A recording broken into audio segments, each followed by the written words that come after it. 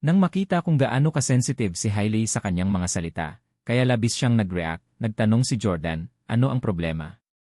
Kilala mo ba si Kaden Huxley? Galit na umiling si Hailey at sinabing, hindi ayoko. Kanina ko lang narinig na binanggit siya ni Tyler. Pagkatapos, tinanong niya, hubby, magiging okay ba ang korporasyon ngayong sadyang inatake tayo ng mga Huxley? Sinuri ni Jordan, batay sa 43 pahinang short-selling na ulat na yon, sinisikap ng Huxleys na mabangkarot ang Ace Corporation at matapos. Dahil sa kanilang kapangyarihan, talagang madali para sa kanila na gumawa ng isang mas maliit na korporasyon na tulad ng sa amin ay gumuho. Sa kasamaang palad, ako ang presidente ng Ace Corporation at ito ang aking training ground.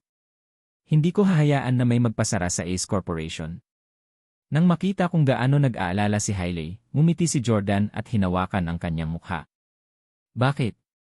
Natatakot ka ba na ako'y ibagsak nila sa kahirapan? Huwag kang mag-alala. Hindi naman ganoon kahina ang asawa mo. Hindi mo kailangang mag-alala tungkol sa mga usapin sa Ace Corporation. Tumutok lamang sa pag-aalaga sa iyong pagbubuntis at asikasuhin ang mga bagay sa Hailey Residences. Hindi mo na kailangang pumunta pa sa opisina. Huwag pansinin ang lahat ng tawag mula sa sinumang mga reporter. Umiti si Hailey at sinabing, may tiwala ako sa iyo, hubby. Pupunta ako sa washroom. Mauna ka na. Pagdating ni Hailey sa washroom, palihim niyang tinawagan si Kaden. Darling, saglit lang tayo naghiwalay. Miss mo na ba ako? Magiliw na sabi ni Kaden kay Hailey sa telepono. Bulong ni Hailey, cut it out. Let me ask you, nagsinungaling ka ba sa kumpanya ng asawa ko, Ace Corporation? Masiglang sabi ni Kaden, ako ang may gawa nito. Ang presyo ng stock ng Ace Corporation ay bumagsak ng 23% ngayon at gayon din ang netong halaga ng iyong asawa. Unang araw pa lang ito at patuloy na bababa ang presyo ng stock ng Ace Corporation. Malapit na siyang mawalan ng pera. Bahagyang nagalit si Hailey, bakit mo ginawa yon? Dahil ba sa tita mo? Sabi ko na nga ba, hindi mahilig ang asawa ko sa mga babaeng mas matanda sa kanya at ako lang ang mahal niya. Walang nangyari sa pagitan niya at ng tiyahin mo. Umungol si Kaden, hindi dahil sa tiyahin ko, kundi para sa iyo. Para sa akin. Natigilan si Hailey. Sabi ni Kaden, mahal kita, Hailey. Nitong mga nakaraang araw, nahulog ang loob ko sa iyo at gusto kitang agawin kay Jordan Steele. Kaya, makikidigma ako sa kanya sa negosyo at matatalo ko siya bago ka madala. Hindi inaasahan ni Hailey na magiging sobrang impulsive at extreme si Kaden. Ang mga nakaraang araw ay sa simula ay kasya siya para kay Hailey. Sa bahay, inulan siya ng pagmamahal at pagmamahal ni Jordan. Kapag nagtatrabaho sa site ng Hailey Residences, natutuwa siya sa pakiramdam na sinusuyo ng kanyang manliligaw, si Kaden. Gusto niya ang pakiramdam ng pagkakaroon ng dalawang lalaki sa parehong oras. Inaasahan pa niya na maaari niyang ipagpatuloy ang pagkakaroon ng pinakamahusay sa parehong mundo. Gayunpaman, hindi niya inaasahan na hindi na makapaghintay si Kaden at ayaw na niyang maging side lover. Hindi nangahas na umasa si Hailey na ang isang bilyonaryo na tulad niya ay papayag na maging side lover niya. Kaya naman naging matatag ang ugali ni Hailey. Kaden Huxley, itigil mo na ang pag-target sa Ace Corporation at sa asawa ko. Mahal na mahal ko siya at malapit nang ipanganak ang aming anak. Hindi ako makikipagrelasyon sa iyo. Oras na para itigil ang iyong pagnanasa. Pagkasabi nun ay binaba na ni Hailey ang tawag. Mabilis niyang tinawagan si Rachel. Nag-aalalang sabi ni Hailey sa isang sandali ng gulat, Rachel, may nangyaring kakilakilabot. Nakita mo na ba ang balita? Ang presyo ng stock ng Ace Corporation ay bumagsak ng higit sa 23% at ito ay ginawa ni Kaden. Sinabi niya na ginawa niya ito para sa akin. Ano sa tingin mo ang dapat kong gawin? Sabi ni Rachel, honey, bakit ka nagpapanik? Dapat masaya ka na may dalawang lalaking nag-away sa'yo. Hayaan na lang sina Kaden at Jordan na mag-away sa isa't isa, maging sa negosyo o sa stock market. Makakaalis ka na lang kasama ang nanalo. Seryoso? Paano ito gagana? Buntis ako sa anak ni Jordan. Siyempre, gusto kong makasama si Jordan. Sinabi ko na kay Kaden ngayon lang na hindi ko iiwan si Jordan para sa kanya at hiniling ko na tigilan na niya itong gawin para sa akin, sabi ni Hailey. Nagmamadaling sinabi ni Rachel, mahal, hindi ka dapat nagmamadaling magdesisyon. Kung matalo ni Kaiden si Jordan at tuluyang malugi, mananatili ka pa ba sa Jordan? Nag-aalalang sabi ni Hailey, I doubt that will happen, right? Parang napaka-composed ni Jordan. At saka, hindi upo at walang gagawin ang kanyang lolo. Ang isang napakayamang pamilya na tulad nila ay hindi matatalo ng ganoon kadali. Nagpatuloy si Rachel sa pag-brainwash kay Hailey.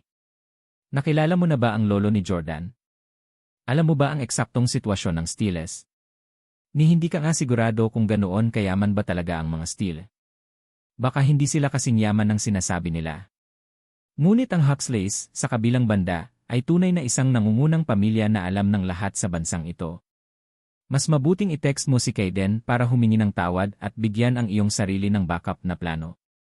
Kung tutuusin, ginagawa ito ni Kaiden para sa kapakanan mo. Alam mo ba kung gaano karaming pera ang kailangan niyang gastusin para bumulusok ng mahigit 30% ang presyo ng stock ng Ace Corporation? Gumastos si Kaiden ng bomba para sa iyo. Dati, nagawa ni Hailey na mabawi si Jordan dahil sa tulong ni Rachel.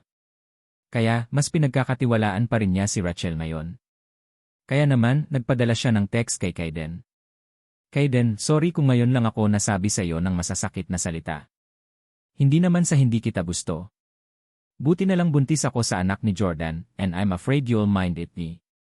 Mabilis na sagot ni Kaiden, sinabi ko naman sa iyo kanina, I don't mind if you have a child. Kahit sino pa ang ama ng anak mo, ituturing ko silang sarili ko. Dapat kitang agawin palayo kay Jordan Steele.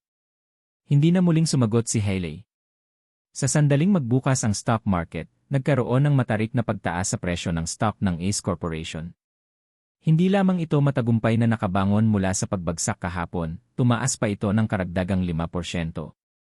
Gayunpaman, sa panahon ng sesyon ng pangangalakal, ipinagpatuloy ni Kaiden ang pagpapalabas ng mga balita na hindi pabor sa Ace Corporation at patuloy na pinaikli ang mga bahagi ng Ace Corporation upang sugpuin ang presyo. Mr. Steele, gumawa ng isa pang hakbang si Kaiden Huxley. Bumaba na naman ang stock price ng kumpanya. Iniulat ni Victoria habang pinagmamasdan ang paggalaw ng presyo ng stock. Humalakhak si Jordan. Binabato nila ako ng pera ng walang dahilan. Pagkatapos, tinawag niyang muli si Butler Frank at nagtanong, alam ba ito ni Lolo? Sumagot si Butler Frank, sinabi ni Mr. Steele Sr. na ang Ace Corporation ang lugar para tapusin mo ang iyong pagsubok at misyon. Dapat mong isave ito kahit gaano karaming pera ang kailangan. Gusto ni Mr. Steele Sr. na makatiyak ka, nakapaghanda na siya ng $15 bilyong para labanan ang mga Huxley. $15 bilyong? Iyan ay kasing dami ng pera ng Huxleys na kayang i-fork out, tama ba? Nakangiting sabi ni Jordan. Sinabi ni Butler Frank, sinabi ni Mr. Steele Sr. na dahil gusto ng mga Huxley na gawin ito, gagawin niya ang mga ito mula sa kayamanan patungo sa basahan sa pamamagitan ng pagpapabangkarote sa kanila. Tumango si Jordan. Sige, magsaya tayo kasama sila. Ang Ace Corporation mismo ay isang maliit na korporasyon lamang na nagkakahalaga ng halos $1 bilyong. Gayunpaman, handa ang mga Huxley na gumamit ng dose-dosenang bilyong halaga ng mga ari-arian upang labanan ang mga ito. Dahil gusto ng mga Huxley na sirain ang Ace Corporation, susubukan ng Steeles na mabuhay ang Ace Corporation. Sa susunod na 2 araw, ang dalawang pamilya ay namuhunan ng maraming pera sa mga industriya ng Ace Corporation upang magkalaban sa stock market. Ang bawat pamilya ay namuhunan ng $100 milyong.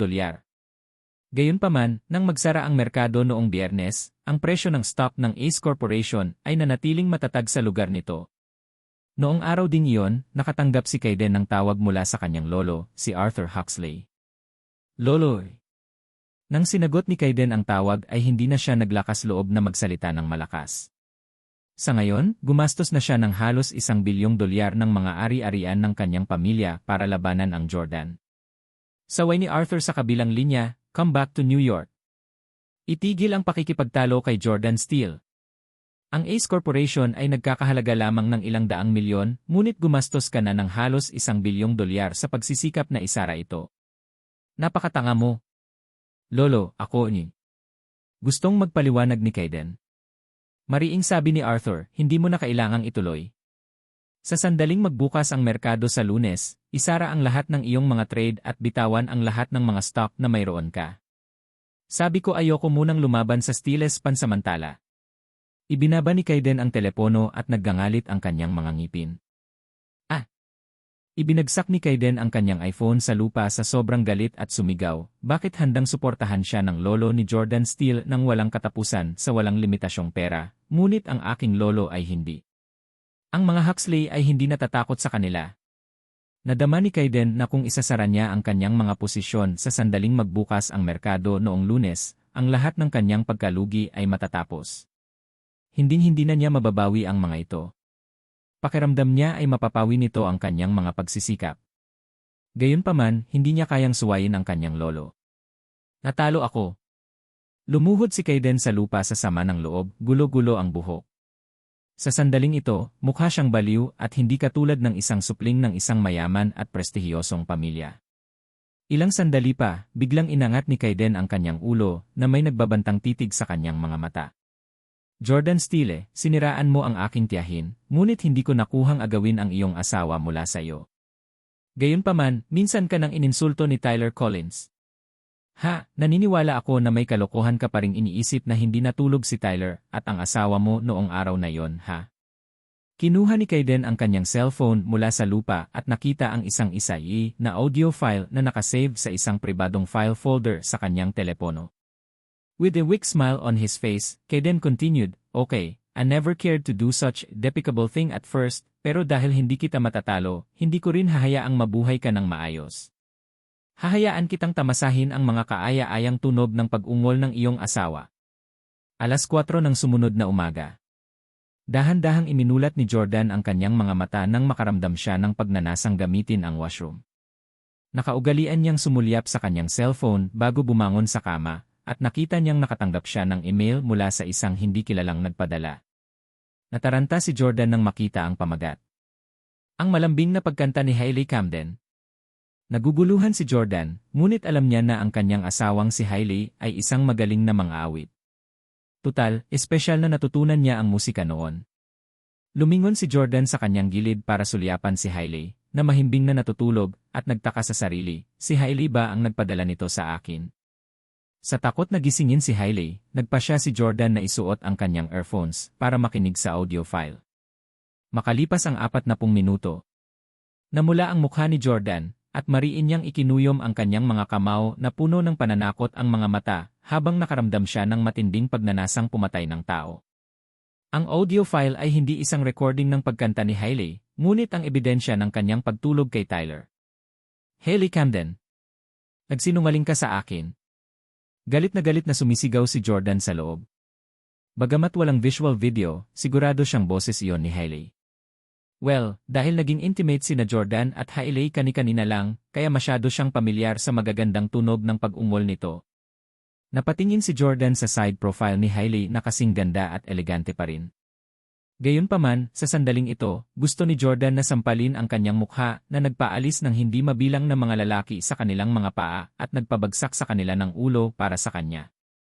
Gayunpaman, pagkatapos niyang itaas ang kanyang kamay, muli niya itong binitawan. Hindi niya kayang gawin yon.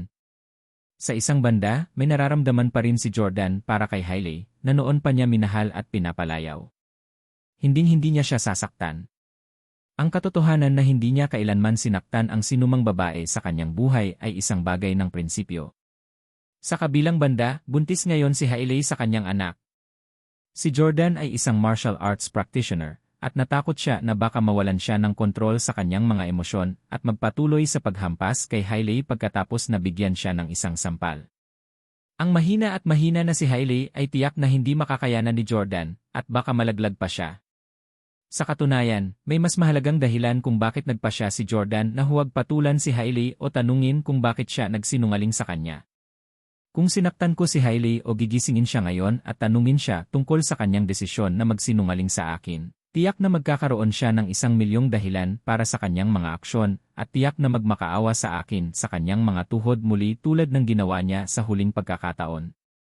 Pero kung pipiliin kong maging malambot ang puso, baka hindi ko madala ang sarili kong gawin ito pagdating ng panahon.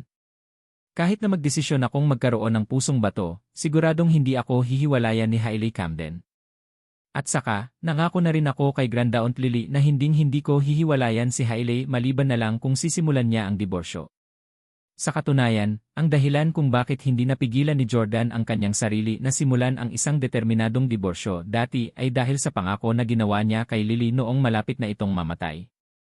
Si Jordan ay isang tao sa kanyang salita na lubos na pinahahalagahan ang mga pangako.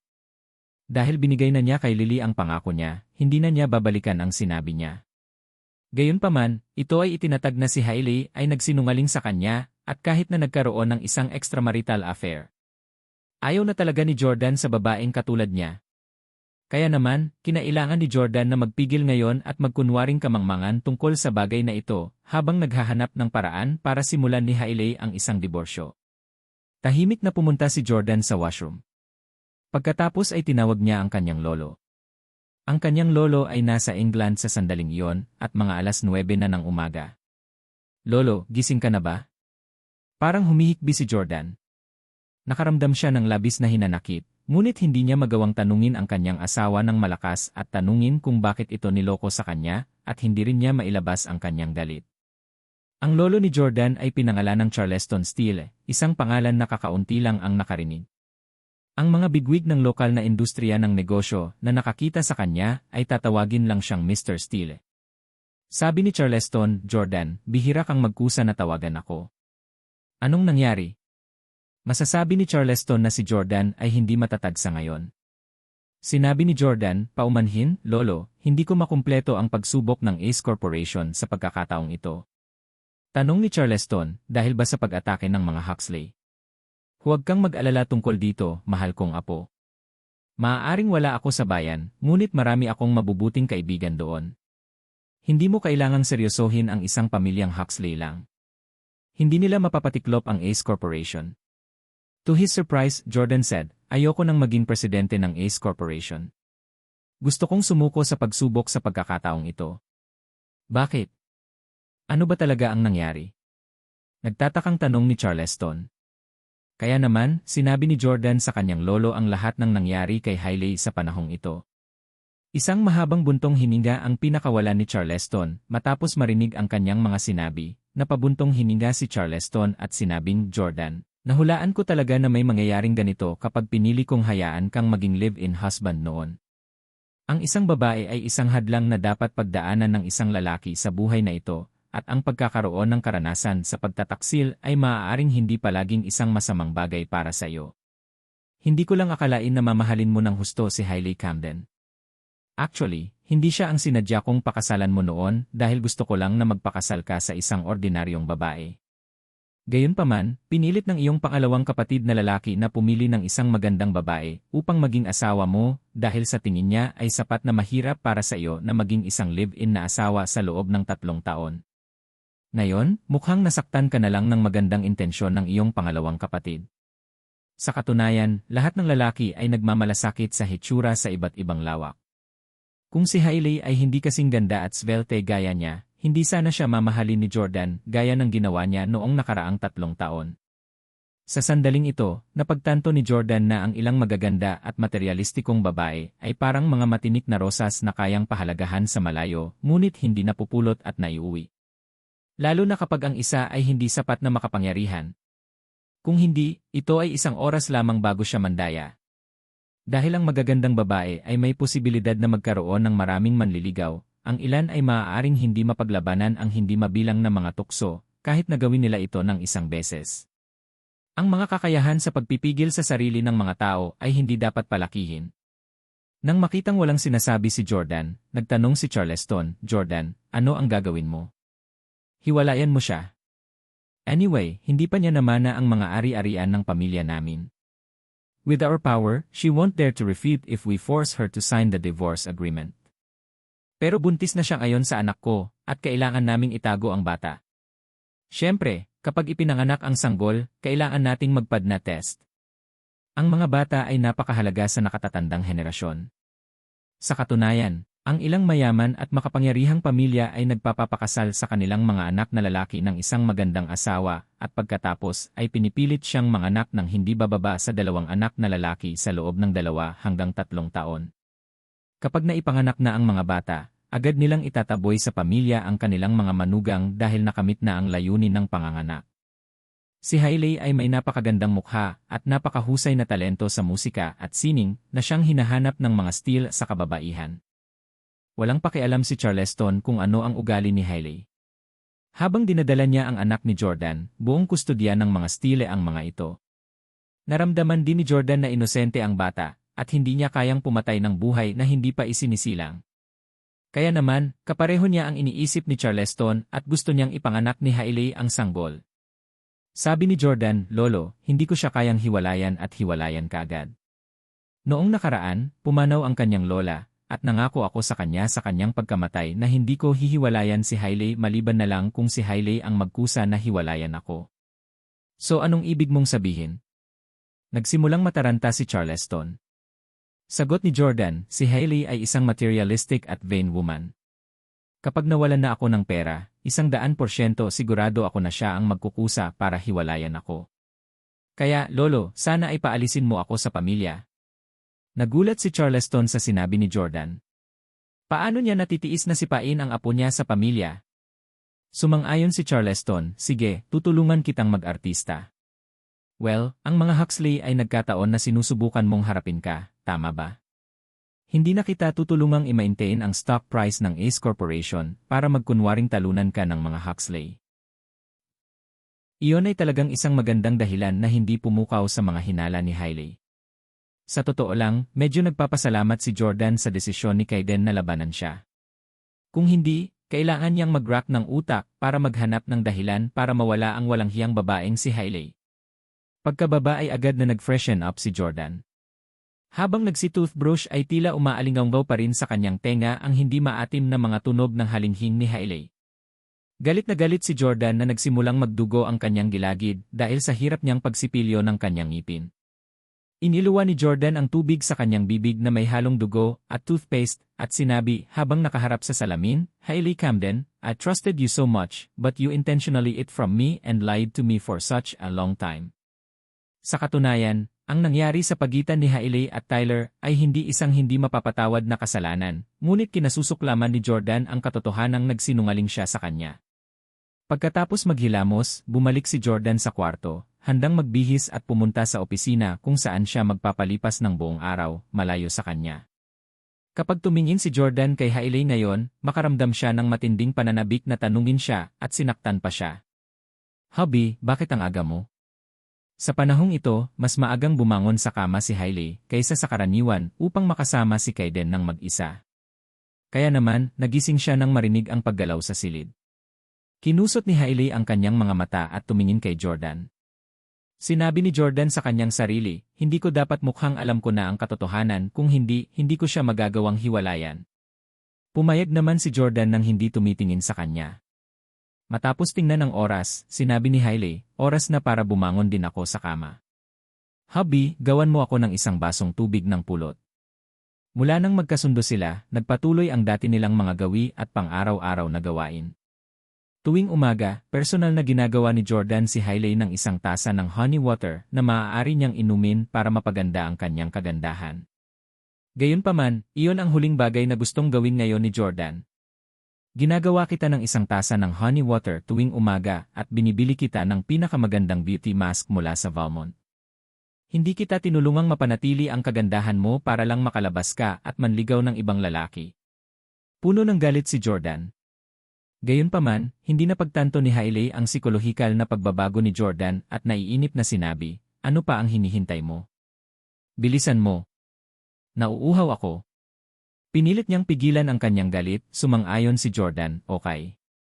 Lumabas si Jordan sa bulwagan at ginawaran si Hailey ng mainit na baso ng honey water gamit ang tubig na may 60 degrees Celsius. Pagkatapos ay dinala niya ito sa kwarto para ihain kay Hailey. Hindi na bumangon si Hailey sa kama at ininom ang honey water habang nakahiga pa rin sa kama. Pagkaraan ng 2 hakbang, tuwang-tuwang sinabi ni Hailey, "I'm so blissful. Araw-araw akong umiinom ng honey water na gawa ng asawa ko." "Ini, syempre masaya ka. May lalaki ka sa bahay at ibang lalaki sa labas.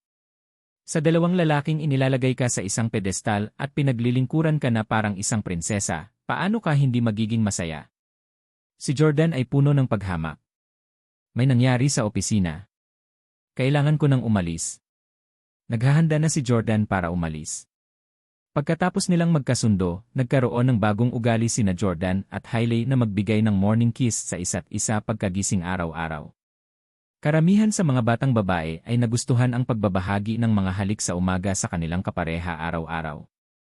Sa pag-iisip ng pagtataksil ni Hailey, hindi napigilan ni Jordan ang sarili na halikan siya. Gayunpaman, upang maiwasang maghinala si Hailey, wala siyang pagpipilian kundi gawin ito. Aalis na ako ngayon. Baka gabi na ako umuwi. Matapos siyang bigyan ng mabilis na halik sa umaga, lumabas si Jordan sa kwarto sa ikatlong palapag at nagtungo sa banyo sa unang palapag sa halip na umalis kaagad ng villa. Nag-toothbrush na naman siya. Ang paghalik kay Hailey ay nagparamdam sa kanya ng sakit at pagtanggi. Ang nilalaman ng audio file sa email ay nagtagal sa ulo ni Jordan sa loob ng mahabang panahon. Habang pinipilit niyang kalimutan ito, mas malinaw sa kanyang alaala. Sa una ay na-relieve si Jordan na isa lang itong audio file na walang anumang graphic, visual na nilalaman. Gayunpaman, ang mga salita at tunog ay minsan ay mas hindi mabata kaysa sa tahasang mga video at larawan. Dahilan sa pagiging mga salita at tunog ng walang anumang mga visual na imahe ay nag-iwan ng higit sa imahinasyon. Ang video ay maaari lamang ipakita sa isang paraan, ngunit may mga walang katapusang posibilidad pagdating sa imahinasyon. Ang hayop na iyon, Tyler Collins. Malakas na hinampas ni Jordan ang lababo. Napagdesisyonan na niya na kailangan niyang maghiganti. Hailey, Tyler, at maging si Rachel. Hindi patatawarin ni Jordan ang sinumang sangkot sa bagay na iyon. Isang tanong ang biglang sumulpot sa isip ni Jordan. Bakit si Hailey ay papasok sa trabaho ng maaga sa umaga at umuwi ng gabi-gabi? Buntis si Hailey, kaya dapat ay inaalagaan niya ang kanyang kalusugan at nagpapahinga ng higit ngayon. Noong una ay naisip ni Jordan na nag-aalala lang si Hailey tungkol sa proyekto ng Hailey Residences, at sa gayon, ginawa nitong isang punto na pangasiwaan ang konstruksyon araw-araw. Gayunpaman, nadama ngayon ni Jordan na ang bagay ay tiyak na hindi ganoon kasimple. Si Tyler Collins na kaya? Naghinala si Jordan na maagang umaalis ng bahay si Hailey at umuwi ng late araw-araw. Nagsimula pa nga siyang magtaka kung siya ba talaga ang ama ng batang dinadala ni Hailey. Hindi naman natiling kalmado si Jordan, ngunit kailangan niyang gumawa ng isang mahusay na pagkilos upang makuha ang ilalim ng katotohanan. Una, nagpanggap si Jordan na nagmaneho papunta sa kumpanya, ngunit sa paglalakbay, tinawag niya si Salvatore at nakipagpalitan ng mga kotse sa kanya. Pagkatapos, nagmaneho si Jordan ng isang hindi kapansin-pansing Toyota Prius pabalik sa Rose Garden Villa. Ilang sandali pa, natuklasan ni Jordan na nag-walk out si Hailey mula sa entrance ng villa. Kakaiba yun. Bakit hindi si Hailey ang nagmamaneho papunta sa trabaho? Maraming magagarang sasakyan sa garahe ni Jordan na maaaring imaneho ni Hailey ayon sa gusto niya. Kung ayaw niyang magmaneho, maaari niyang hilingin sa chopper na isakay siya. Gayunpaman, tumawag ng taxi si Hailey gamit ang kanyang cellphone. Siyempre, hindi ordinaryo ang taxi na tinawag niya kundi isang marangyang Jaguar. Itinuring na ngayon ni Jordan ang lahat ng lalaki sa paligid ni Hailey bilang kanyang kaaway, at nang makita niya ang Jaguar, naramdaman pa niyang may ginagawa ang driver ng kotseng iyon kay Hailey. Gayunpaman, nakaupo si Hailey sa backseat ng kotse, at may kinumpirma pa nga siya sa driver bago pumasok. Kaya naman, parang hindi niya kilala ng personal ang driver. Inihatid ni Jordan ang Prius sa kalsada, tahimik na nakabuntot sa Jaguar kung saan nakaupo si Hailey. Nang huminto sila sa junction ng traffic light, aksidenteng hinayaan ni Jordan na tumigil ang makina ng sasakyan dahil matagal na siyang hindi nagmamaneho ng sasakyan na may manual transmission kaya medyo kinakalawang. Halos hindi na naabutan ni Jordan ang Jaguar. Pero buti na lang, alam niyang papunta si Hailey sa construction site ng Hailey Residences, kaya hindi niya nakalimutan ang mga ito. Umalis ang Jaguar pagkababa ni Hailey pagdating sa Hailey Residences. Mukhang nag-arkila si Hailey ng isang private hire na taxi, pero bakit hindi niya hiniling sa chopper na ipadala siya sa halip? Sa kapangyarihan ni Jordan sa Orlando, hindi magiging issue para sa kanya na maghanda ng 100 chopper para kay Hailey na magiging mas ligtas din. Pagdating sa Hailey Residences, natuklasan ni Jordan na tila may hinahanap si Hailey, ngunit wala itong nagawa. Pagkatapos ay inilabas niya ang kanyang cellphone at may tinawagan. Gayunpaman, hindi siya nakarating sa kanya. Tinatawagan ba niya si Tyler Collins? Mahusay, hindi pa kayo nagkaroon ng sapat na kasiyahan pabalik sa hotel na yon, di ba? Ngayon gusto mong buhayin muli ang pagsinta gamit ang dati mong siga ha? Nakita kung gaano kadismaya ang hitsura ni Hailey matapos mabigong maabot ang taong sinubukan niyang tawagan. Parang sabik na sabik siyang makita ang dati niyang apoy, nakaramdam ng matinding pagnanasa si Jordan na patakbuhin siya at sagasaan siya kasama ng kotse sa sobrang galit. Gayunpaman, sa sandaling natapakan niya ang pedal, huminto muli ang makina. Yuf! Ang mapahamak na manual transmission na ito. Marahil, ito ang kalooban ng Diyos. Sa sobrang inis, tinawagan agad ni Jordan si Drew. Mukhang hindi pa ganap na nagigising si Drew habang inaantok na tanong niya, "Anong problema, Jordan?" Sabi ni Jordan, "May gusto akong itanong sayo at gusto kong makarinig ng tapat na sagot mula sayo. At huwag mong sabihin sa iba na naitanong ko na sayo ang tanong na ito. Kung hindi mo kaya, alam mo kung ano ang kahihinatnan." Gagawa na ngayon si Jordan ng isang akto para simulan ni Hailey ang diborsyo sa kanya. Kaya naman, hindi niya maaaring ipaalam kay Hailey na nagpapa-check up na siya sa kanya.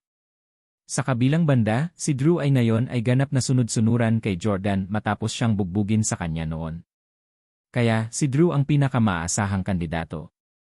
Sabi ni Drew, "Jordan, hindi pa ako ganap na nakaka-recover sa mga sugat na natamo ko pagkatapos mo akong bugbugin. Hindi ako sawang mabuhay. Hindi ako mangangahas na suwayin ka." Tanong ni Jordan, nakabalik na ba si Tyler Collins sa Orlando? Nakilala ba niya si Hailey sa site ng Hailey Residences? Mabilis na sagot ni Drew, "Jordan, I really have no idea. Mula nang ipagkasundo ninyo ang kasal ninyo ni Hailey at siya ang naging deputy director ng proyekto, pinalayas niya ako at pinagbawalan kaming mag-ama na pumunta sa site. Jordan, may hinala ka bang nakikipag-hook na naman si Hailey kay Tyler?" "No way, nabangkarot na ang Collins." Bakit siya patuloy na makikita ni Hailey? Isang paalala ang sinabi ni Drew kay Jordan. Mas kilala ng asawang lalaki ang kanyang asawa. Alam ni Jordan na si Hailey ay isang vain at materialistic na babae na hindi maaakit sa isang mahirap na lalaki. Dahil sa kakilakilabot na estado na kinaroroonan ni Tyler, hindi na muling makisali si Hailey sa kanya, kahit na nagkaroon siya ng relasyon sa kanya noon. Hindi kaya si Tyler Collins ang nakikita niya? Kung hindi si Tyler Collins, ibig sabihin lang niyan ay may ibang lalaki bukod kay Tyler Collins. Iyon ay mas hindi katanggap-tanggap at hindi matitiis. Medyo understandable naman na lokohin ni Hailey si Jordan kay Tyler dahil mahirap pa si Jordan noon. Gayunpaman, ngayong si Jordan na ang presidente ng korporasyon, si Hailey ay nakipagkaibigan pa rin sa ibang lalaki. Yun Hailey Camden, so much for saying na iba ka kay Rachel Quinn sa lahat ng oras. Anong pinagkaiba mo sa kanya? Mas masama ka talaga. At least, alam niyang hintayin ang kanyang asawa na mag-business trip bago hanapin ang kanyang boy toy. Gayunpaman, niloko mo ako sa site ng isang proyekto na personal kong namuhunan para sa'yo.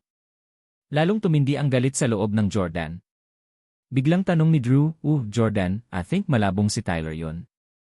Hindi kaya ito ang bagong architectural designer na na-recruit ng matalik na kaibigan ni Hailey?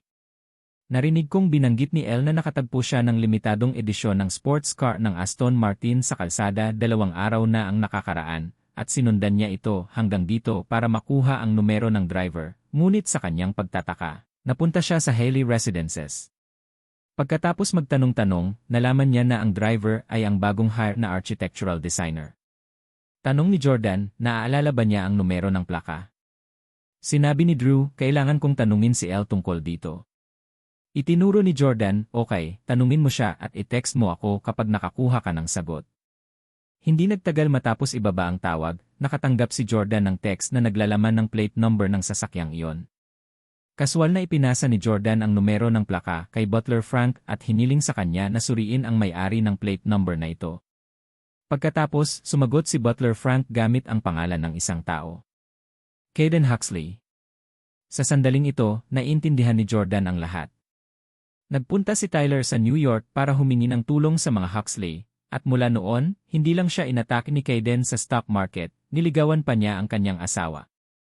Si Jordan talaga ay hindi nagbantay laban dito o inihanda ang kanyang sarili para doon. Sa kabutihang palad, si Caden ay itinuturing na isang disenteng ginoo.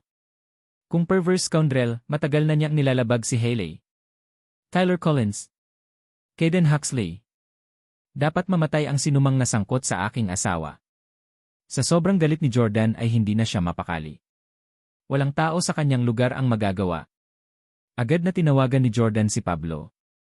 Mr. Jordan, ano ang utos mo sa akin? Magalang na tanong ni Pablo. Mapanganib na sinabi ni Jordan, hanapin sa buong Orlando si Tyler Collins at kastahin mo siya kapag ginawa mo na. Ginawa akong cuckold ng bastard na yon nang magpakasal kami ni Hailey Camden at nagpunta pa sa New York para kunin si Kayden Huxley na gawing cuckold ulit ako. Nararapat siyang mamatay. Nagdududang tanong ni Pablo, Mr. Jordan, hindi ba nakaayos ka na sa Collins dati? Si Rosie Huxley ay natulog sa iyo para tubusin ang mga kasalanan ng kanyang anak, hindi ba? Alam ni Pablo na si Jordan ay palaging tao sa kanyang salita. Dahil nauna na siyang sumang-ayon kay Rosie, hindi na siya dapat magbago ng isip at bumalik sa kanyang pangako, ayon sa kanyang normal na gawi. Sa katunayan, hindi sisirain ni Jordan ang kanyang pangako kay Rosie na pabayaan si Tyler. Gayunpaman, ito ay sa kondisyon na si Tyler ay hindi kailanman natulog kay Hailey. Si Rosie ang may kasalanan sa pagsisinungaling at pagtatago ng katotohanan para sa kanyang anak, kaya hindi dapat sisihin si Jordan sa hindi pagtupad sa kanyang sinabi. Galit na tumahol si Jordan, just do it since I told you to. Ano ba kasing dami mong tanong? Nagmamadaling humingi ng tawad si Pablo at sinabing, Mr. Jordan, hahanapin ko si Tyler Collins at kakastrahin ko siya sa sandaling mahanap ko siya. Ngunit, mahal na mahal ni Rosie Huxley ang kanyang anak, at natatakot ako na kapag lumabas na ang balita, babalik siya sa iyo upang muling humingi ng awa. Dapat ba akong magpadala ng magbabantay sa kanya, baka maistorbo kanya? Malamig na yumuko si Jordan at sinabing, Denye, if she's willing to make it up to me with her body, she can come here and do so, siguradong hihigaan ko na siya this time. Pinagsisihan na ngayon ni Jordan ang kanyang desisyon na hayaan ang napakarilag na si Rosie na kumanta buong gabi sa huling pagpunta niya sa kanyang lugar, sa halip na matulog sa kanya tulad ng kanyang inalok. Sa pagkakataong ito, wala nang pakialam si Jordan sa katotohanang si Rosie ay mas matanda sa kanya at mas matandang henerasyon. Ang gusto lang niya ay patulugin siya para makaganti kay Tyler. Nagpatuloy si Jordan, gayon din kung makakita ka ng Aston Martin 1-77 na may plaka ng New York, sirain ito kasama ng driver. Agad namang umamin si Pablo. Ang Jordan ay nag-utos ng dakilang kapangyarihan sa Orlando at orihinal na gustong mamuhay bilang isang ordinaryong presidente ng isang korporasyon. Gayunpaman, dahil ang isang tao ay nagnanais ng kamatayan at sapat na walang hiya upang pukawin si Jordan, hindi niya kasalanan ang pagiging walang awa. Sa kapangyarihan ni Pablo sa Orlando, malalaman ni Tyler at Kayden ang mga kahihinatnan na dapat nilang tiisin sa pang-aakit sa kanyang asawa. Buzz! Habang kumukulo sa galit si Jordan ay biglang tumunog ang kanyang cellphone. Asawa niya talaga ang tumawag, si Hailey. Kalokohan! Natuklasan ba niya ito? Ipinarada ni Jordan ang sasakyan sa labas ng Hailey Residences, kaya nag-aalala siya na baka nakita siya ni Hailey. Nagmamadaling ibinaba ni Jordan ang kanyang ulo, hinarangan ang kanyang mukha ng manibela, at tumingin kay Hailey. Nasa isang lugar siya na medyo malayo kay Hailey, at ngayon lang siya gumamit ng isang pares ng military binocular para tingnan siya. Mula sa kinaroroonan ni Hailey, makikita niya ang maraming sasakyan, ngunit hindi niya makikita ang mga tao sa loob. Hindi agad sinagot ni Jordan ang tawag at sa halip ay kinuha ang kanyang binocular para sumulyap kay Hailey. Napansin niyang hindi tumitingin sa kanya si Hailey at sa halip ay naglakad na siya papasok habang may kausap sa phone. Hindi niya dapat ako natuklasan, pero bakit niya ako tinatawagan ng ganitong oras? Unti-unting kumalma ang puso ni Jordan na walang humpay na tumitibo. Pagkatapos, hinawakan ni Jordan ang kanyang emosyon at sinagot ang telepono. Hello? Hello, hubby. Nakarating ka na ba sa opisina? Nandito ako, ikaw naman. Nakarating ka na ba sa Hailey Residences? Kararating ko lang din eh. O bakit mo ako tinawag noon? Na-miss kita. Si Hailey ay nagsimulang kumilos ng lahat ng kalokohan. Pinagmamasdan ni Jordan si Hailey gamit ang binocular habang hinahamak siya. Yele, miss mo ko. I bet you have the time to think of me only because you didn't get to see your lover. Tanong ni Hailey, hubby, weekend ngayon at sarado ang stock market. Hindi ka naman dapat masyadong busy, di ba? Wala naman akong gagawin dito kaya uwi na ako. Hihilingin ko kay nanay na ipagluto tayo ng masaganang pagkain para sa tanghalian. Tanong ni Jordan, hindi ba kadalasan masyado kang abala para umuwi ng tanghalian? Gabi-gabi kang umuwi. Bakit ang libre mo ngayon? Dapat may mga gawaing nagaganap sa construction site araw-araw. Siyempre, alam ni Jordan ang dahilan. Wala kasi yung manliligaw niya. Siyempre, ayaw na niyang manatili pa sa construction site. Sagot ni Hailey, naku, wala nang problema sa disenyo, kaya hindi ko na kailangang bantayan palagi ang construction. At saka, medyo hindi komportable ang pakiramdam ko, at medyo polluted ang hangin dito. For the sake of our baby's health, baka hindi na ako madalas pumunta dito in the future. Para sa kapakanan ng kalusugan ng aming sanggol. Ang dami mong excuses ha? Para sa kapakanan ng kalusugan ng ating sanggol. Bakit hindi mo inisip ang kalusugan ng sanggol noong isang araw? Gayunpaman, masasabi ni Jordan mula sa mga salita ni Hailey na maaaring umalis si Kaiden sa Orlando ng tuluyan at hindi na babalik sa hinaharap. Na ikinagalit ni Jordan. Kinailangan niyang hulihin si Hailey sa kama kasama ng ibang lalaki upang patunayan ang kanyang ginawang pangangalo niya. Mayroon na siyang ebidensya laban kina Hailey at Tyler, ngunit paano si Kaiden? Paano kung tumanggi si Hailey na aminin ito sa hinaharap? Paano kung wala pa siyang oras para matulog kasama niya? Tanong ni Jordan, oh, I see. Nabalitaan ko na medyo magaling ang bagong designer, at nagkataon na may kliyente ako na humiling din sa akin na magrekomenda ng architectural designer sa kanya. Bakit hindi mo siya ipakilala sa akin? Sa pamamagitan ng binocular, nakita ni Jordan na halatang nataranta si Hailey. Sabi ni Hailey, ha? Hindi, isa lang siyang intern na nag-quit pagkatapos ng ilang araw. Oh, I see, sabi ni Jordan na hindi siya inilantad. Sige mag-abala ka, hubby. Hindi na kita titigilan. Mabilis na ibinaba ni Hailey ang telepono. Ibinaba ni Jordan ang kanyang cellphone at binocular bago sumigaw sa galit, nakakasinungaling. Sa kabutihang palad nalaman ko ito sa oras at hindi kita isinama bilang isa sa mga tagapagmana ng Steelers. Kung hindi, alam ng Diyos kung ilang beses mo pa akong gagawing cuckold pagkatapos mong magmana ng bilyon-bilyong dolyar. Si Jordan ay lubos na nakatitiyak na kapag si Hailey ay may karapatang magmana ng mga ari-arian ng kanyang pamilya at ang malaking bahagi ng kanyang ari-arian pagkatapos ng diborsyo, siya ay magiging bastos at walang pigil tulad ni Rachel. Hindi na nagtagal pa si Jordan at sa halip ay binaliktad ang sasakyan para umalis papuntang opisina. Pagdating, nagkulong si Jordan sa opisina ng Pangulo at tumanggi siyang makita ang sinuman. Nasa fall mood siya. Knock-knock. Mr. Steele. Ito ay ang kanyang sekretarya, si Ashley. Nawala ang galit ni Jordan at bumangon para buksan ang pinto bago sinigawan si Ashley, di ba sabi ko wag mo akong istorbohin? Gusto mo bang mawalan ng trabaho? Nagulat si Ashley. Si Jordan ay palaging napakabanayad sa kanya at hindi pa niya ito nakitang galit na galit noon. Natatakot na sabi ni Ashley habang nanginginig, Miss L. Camden is here and she wants to see you.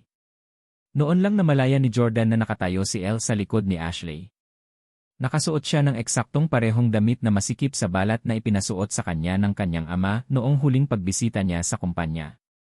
Ito ay marangya, sexy, at pinatingkad ang kanyang napakarilag na kurba ng walang putol.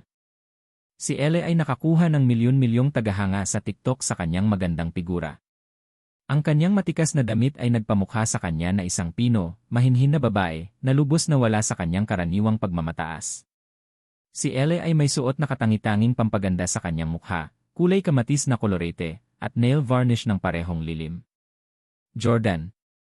Marahan na tinawag ni Elle si Jordan, ang kanyang mga mata ay puno ng matinding pagsamba at pagmamahal. Alam ni Jordan na interesado si Elle sa kanya, ngunit kadalasan ay lumalayo ito sa kanya at hindi gustong makipag-ugnayan sa kanya. Dahil madalas na pinadalhan ng kanyang kapatid na si Drew ang kanyang mga pribadong larawan sa Jordan, hindi na makatingin si Jordan kay Elle sa mata. Gayunpaman, biglang nagpakita si Elle sa opisina at hiniling na makita siya. Naramdaman ni Jordan na ang bagay na ito ay malamang na may kinalaman kay Hailey. O andito ka pala. Pumasok ka. Pinapasok ni Jordan si Elle sa opisina at inutusang muli si Ashley, tandaan mo, huwag mo akong istorbohin kahit sino pa ang magpapakita. Hindi na ako mangangahas na gawin yon muli. Biglang paniniguro ni Ashley sa takot. Mahigpit na isinara ni Jordan ang pinto ng opisina. Matagal nang nakasara ang mga bintana kaya walang nakikita o naririnig sa labas kung ano ang nangyayari sa loob. Pumasok na si Elle sa opisina bago si Jordan. Pagkasara ng pinto ay lumingon siya at nakita niya ang likod ni Elle na ikinadidistract at natulala. Napakaganda talaga ng likod ni Elle na mas kaakit-akit kaysa kay Hailey. Si Hailey ay may magandang mukha at magandang figura. Gayunpaman, bagamat bata pa si Elle, ang kanyang hitsura ay nasa mas mataas na antas. Hindi naglakas loob si Jordan na isipin kung gaano karaming lalaki ang magaganyak ni Elle kapag umabot na siya sa mid-20s o kahit 30s. Elle, ano ang gusto mong makita ko? Tanong ni Jordan na inilipat ang tingin sa itaas. Lumingon si Elle at nagtanong, Jordan, nagsimula ka na bang maghinala na may relasyon si Hailey? Sandaling galit si Jordan. Hindi niya basta-basta masasabi sa isang tao ang tungkol sa kahiyahiyang bagay. Exasperation na tanong ni Jordan kay Elle, si Drew ba ang nagsabi sa'yo niyan? Siguradong nakangati na naman ang bastos na yon sa pambubugbog. Si Drew lang ang nakakaalam ng bagay na yon, at naisip ni Jordan na ilihim niya ito para sa kanya. Nagmamadaling sinabi ni Elle, hindi kumulo. Wala naman siyang sinabi sa akin. Tinanong niya lang ako ng isang katanungan at gumawa ako ng ilang mga ligaw na hula sa aking sarili. Naramdaman ni Jordan na hindi magsisinungaling si Drew sa kanya, pero nagdududa rin siya sa sinabi ni Elle. Random na tanong lang ni Drew, and you could guess that I'm suspecting that Hailey is having a extramarital affair. Elle, 3 taon na kitang kilala. Alam na alam ko kung gaano kataas ang leyo mo. Ipinapahiwatig ni Jordan na si Elle ay isang bimbo na hindi maaaring maging matalino. Sabi ni Elle, Jordan, nahulaan ko talaga sa sarili ko. Walang sinabi sa akin si Drew.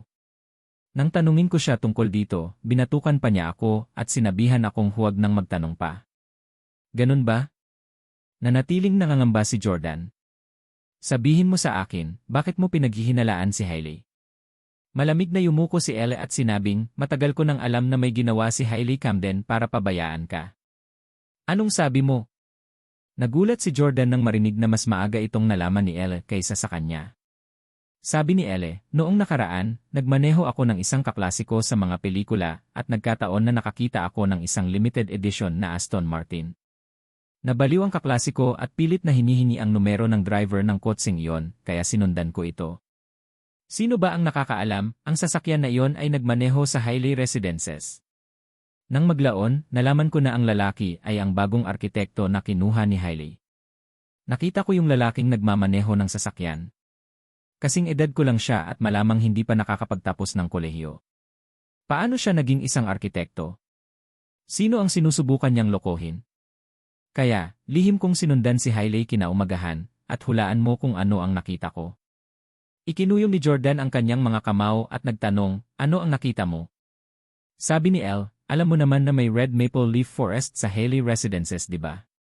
Nag-set up si Hailey ng mobile home doon, at nakita ko ang lalaking iyon na nakayakap kay Hailey mula nang nasa labas sila ng kagubatan papunta sa mobile home. Nanatili sila doon ng 1 oras. Nagsisinungaling ka. Ayaw tanggapin ni Jordan ang katotohanan iyon. Sa isang sandali ng pagkagalit, hinawakan niya ang makatarungang leg ni Elle at sinakal ito. Ay. Malakas ang mga kamay ni Jordan, at lalo na't ngayon lang siya nakarinig ng ganoong balita, halos hindi niya napigilan ang kanyang lakas, kaya nakaramdam si Elle ng hininga. Hindi ako nagsisinungaling, ako may ebidensya ako. Itinaas ni Elle ang kanyang cellphone sa isang kamay. Agad naman siyang binitawan ni Jordan. Napabuga si Elle ng sariwang hangin at napabuntong hininga habang kumakabog ang dibdib niya. Maya-maya pa ay nakabawi na si Elle. In-unlock niya ang kanyang cellphone para ipakita kay Jordan ang mga litratong lihim niyang kinuha. Kinuha ni Jordan ang kanyang cellphone, only to see a photo of Hailey. Bagamat hindi masyadong mataas ang resolusyon ng larawan, masasabi ni Jordan na si Hailey iyon. Sa larawan, nakasuot ng maikling palda si Hailey at malawak ang ngiti habang nakayakap sa isang matangkad at binata. Ang cellphone ni Elle ay may mahusay na pag-zoom ng kamera upang makakuha siya ng mga larawan mula sa malayo. Gayunpaman, pagkatapos makita ni Jordan ang larawan, galit na galit niyang binasag ang cellphone ni Elle sa lupa. Bang! Ang cellphone ay agad na nabasag sa mga bituka. Bakit? Bakit ginawa ito ni Hailey Camden? Naiintindihan ko kung bakit niya ako niloko kay Tyler Collins noong mahirap ako noon. Well, siya ay maganda, at, understandably, siya ay may mataas na pagpapahalaga sa sarili at isipin na siya ay karapat-dapat sa isang mas mahusay na buhay. Pero ngayon, asawa na siya ng president ng Ace Corporation at director ng Hailey Residences. Bakit gusto pa niyang kumilos ng ganito? Nalungkot si Jordan at mahina niyang ipinatong ang kanyang mga kamay sa mesa. Alam ni Elle na ito ay isang magandang pagkakataon para sa kanya at sa gayon ay hinawakan ang kamay ni Jordan bago sinabing, "Jordan, binigo ka ni Hailey. Hindi lang siya kontento sa asawang tulad mo, nakipag-hook pa siya sa ibang lalaki dyan. Bakit hindi mo siya hiwalayan at pakasalan ako?" "Yene, pakasalan kita." Sinulyapan ni Jordan si Elle na may halong panghahamak. Ang mga Camden ay pareho. Si Elle ay replika lang ni Hailey at malamang mas malupit pa siya. Sabi ni Elle, "Ako dapat ang magpapakasal sa'yo noon. Kung hindi lang dahil sa kalokohang pagkakamali ng tatay ko na tanggihan ang ayos ng lolo ko, kasal na sana kami ngayon. Jordan, I really like you, and since the first time we meet, na in love na ako sa'yo, at 3 taon na akong palihim na nagdadala ng sulo para sa'yo. Bibigyan mo ba ako ng pagkakataon?" Napatingin si Jordan sa magandang si Elle at inalala ang mga litrato nito na ipinadala sa kanya ni Drew. Muli niyang naisip ang pagtataksil ni Hailey. Napagdesisyonan niyang wala na siyang pakialam at hinalikan si Elle. Tagasalin, Atlas Studios Editor, Atlas Studios. Hindi rin magandang babae si Elle. Bago isiwalat ni Jordan ang kanyang pagkakakilanlan bilang presidente ng Ace Corporation, mas naging malupit at masungit siya sa kanyang mga salita ng panunuya at panlalait kumpara kay Hailey. Ang kanyang pahayag tungkol sa pagkakaroon ng lihim na pag-ibig kay Jordan sa loob ng 3 taon ay walang iba kundi isang kasinungalingan. Kung talagang mahirap si Jordan, kahit papaano ay papayag si Hailey na ituring siya bilang pangalawang opsyon o backup lover, ngunit hindi man lang siya titignan ni Elle sa mata. Nagpasya si Jordan na maging walang humpay sa sandaling ito. Dahil sa tingin mo ay dapat na ikaw at ako ang magkasama sa halip, at ikaw pa ang nagyabang para ipagtapat ang iyong pagmamahal sa akin, tutuparin kita. Dahil sa pagtataksil ni Hailey, naging hindi makatwiran si Jordan. Sa sandaling ito, ang gusto lang niyang gawin ay maghiganti kay Hailey at sa mga Camden. Gayunpaman, pagkatapos ng 10 minuto, itinulak ni Jordan si Elle palayo. Hindi niya pinahintulutan ang kanyang hindi makatwiran at pabigla-bigla na pag-ugali na magpatuloy at pinigilan ang kanyang sarili na dalhin ang mga bagay kay Elle ng napakalayo sa isang hindi na maibabalik na punto. Napaupo si Jordan sa lupa at tinamaan ng 2 kamay ang noo. Sa kaibuturan niya, isang boses ang nagsasabi sa kanya na hindi niya ginagawa ang tama. "Anong problema?" mahinang tanong ni Elle. Sinabi ni Jordan, "Hindi ko kayang ipagkanulo ang aking kasal." Sabi ni Elle, "Ngunit ipinagkanulo ka ni Hailey." Umiling si Jordan at sinabing, "Maaari akong makipagdiborsyo, ngunit hindi ko magagawa ang parehong bagay tulad ng ginawa niya, para lamang makabawi sa kanya. Kung gagawin ko yon, ano ang magpapahiwalay sa akin sa kanya? Magiging makangalunya ako na nagtaksil sa kasal ko, tulad niya." Alam ni Jordan na maraming mga may asawa, lalo na ang mga babae, ang makaramdam ng pagnanasa na pumasok sa isang relasyon sa labas ng asawa pagkatapos malaman ang tungkol sa pagtataksil ng kanilang asawa, lahat para sa paghihiganti. Gayunpaman, hindi ito ang tamang gawin. Maaaring piliin ni Jordan na makipagdiborsyo, ngunit hindi niya maaaring gawin ang parehong pagkakamali bilang Hailey.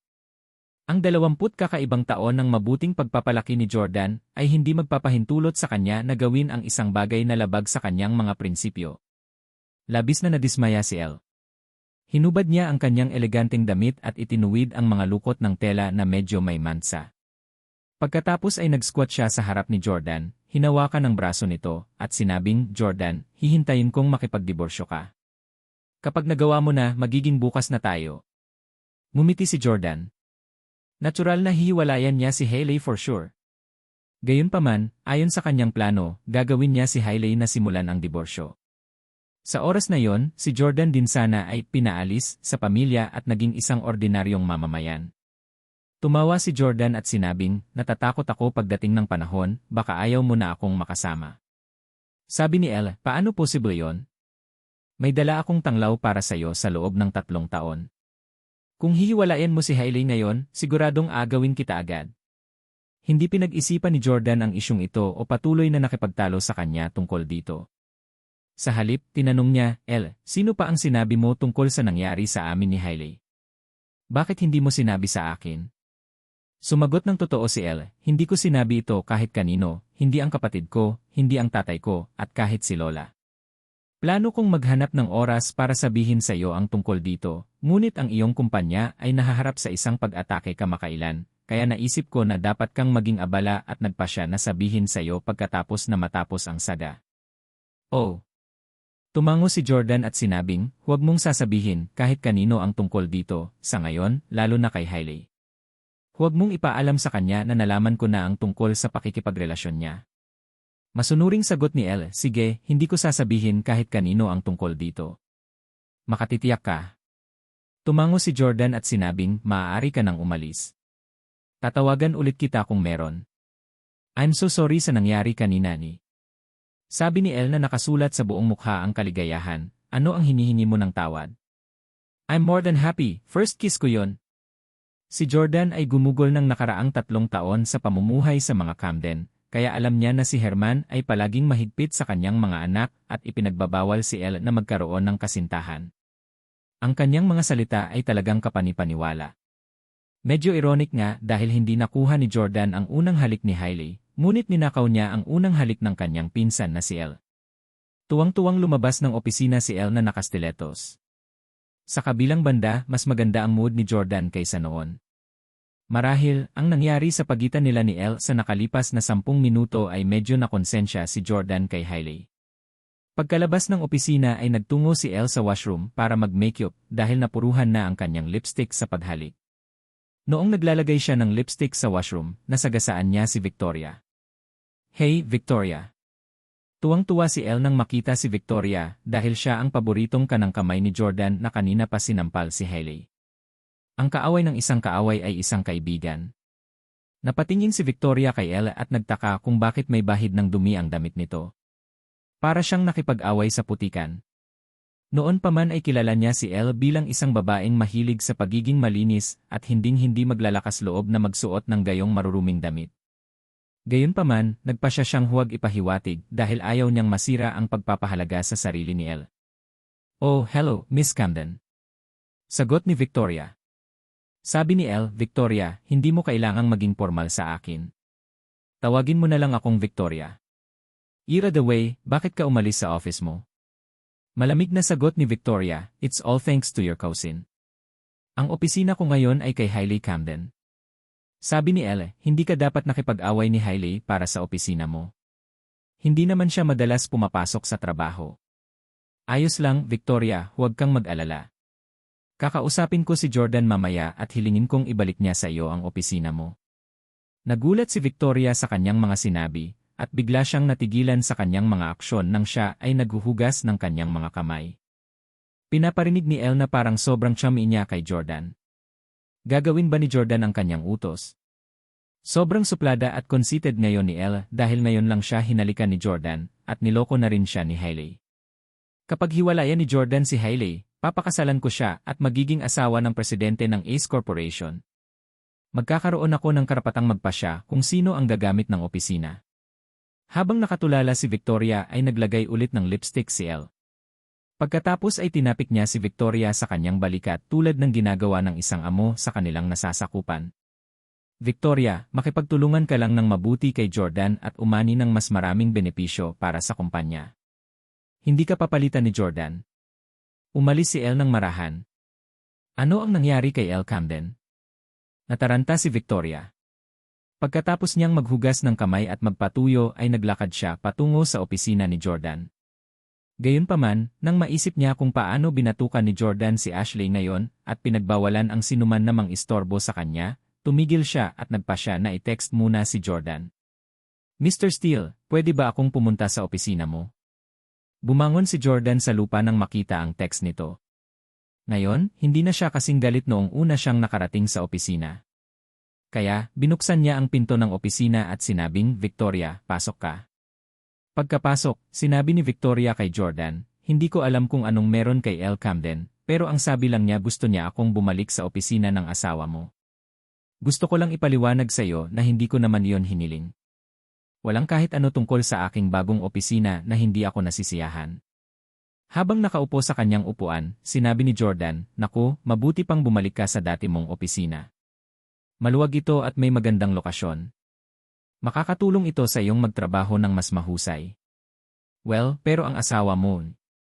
Natakot si Victoria na hindi matutuwa si Hailey kapag nalaman niya ito. Sabi ni Jordan, kakausapin ko siya.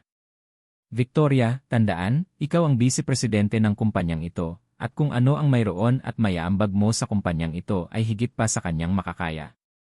Gumawa ako ng isang natatanging linya sa pagitan ng trabaho at mga pribadong bagay. Upang maiwasang pabayaan kanyang ibaba muli ang kanyang mga share, nagpasya akong bigyan ka ng 2% ng shares ng kumpanya at gawin kang pangalawang pinakamalaking shareholder ng korporasyon.